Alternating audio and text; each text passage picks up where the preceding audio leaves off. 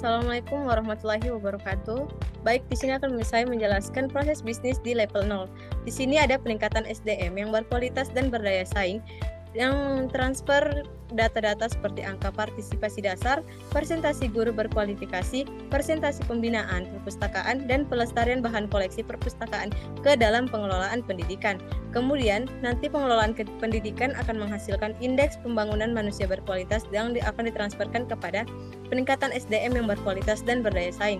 Adapun setelah itu akan mentransfer data ke pengelolaan kesehatan, yaitu presentasi capaian pelayanan kesehatan ibu dan anak, cakupan sarana informasi, dan presentasi SDM yang mendapat pelatihan, dan akan dikelola di pengelolaan kesehatan dan menghasilkan indeks pembangunan manusia berkualitas.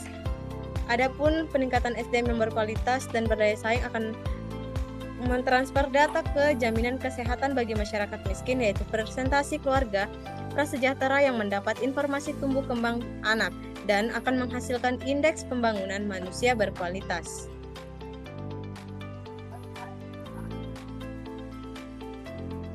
Kemudian dilanjut pada proses bisnis level 1 di program lembaga pendidikan. Sebelum itu terdapat data-data yang ada di dalam DFD level 1, yaitu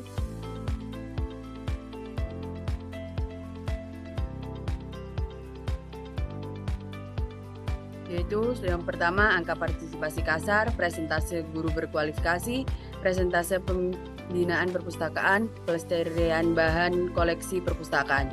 Data tersebut kemudian masuk ke proses meningkatkan kualitas pendidikan yang berdaya saing. Nah, jadi setelah tadi ditransfer, kemudian ditransfer kembali ke program pengelolaan pendidikan. Nah, pada program pengelolaan pendidikan ini, proses transfer ilmu dari pengajar ke peserta didik terjadi.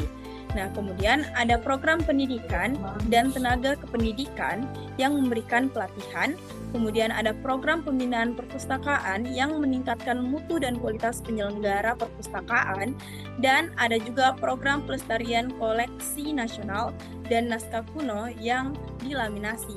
Nah, program-program ini nantinya akan divalidasi.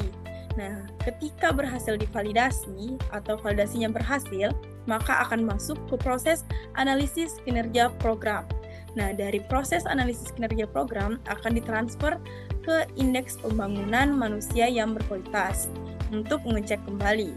Nah, setelah itu proses di sini pun selesai. Oke, selanjutnya di sini terdapat 4 data kesehatan SDM. Yang pertama itu presentasi capaian pelayan kesehatan ibu dan anak. Yang kedua, presentasi SDM yang mendapatkan pelatihan. Ketiga, presentasi capaian pelayanan kesehatan ibu dan anak. Dan yang keempat itu cakupan sarana informasi. Kemudian akan ditransfer ke meningkatkan derajat kesehatan masyarakat. Oke, yang selanjutnya itu adalah kesehatan SDM. Di sini ada meningkatkan derajat kesehatan masyarakat.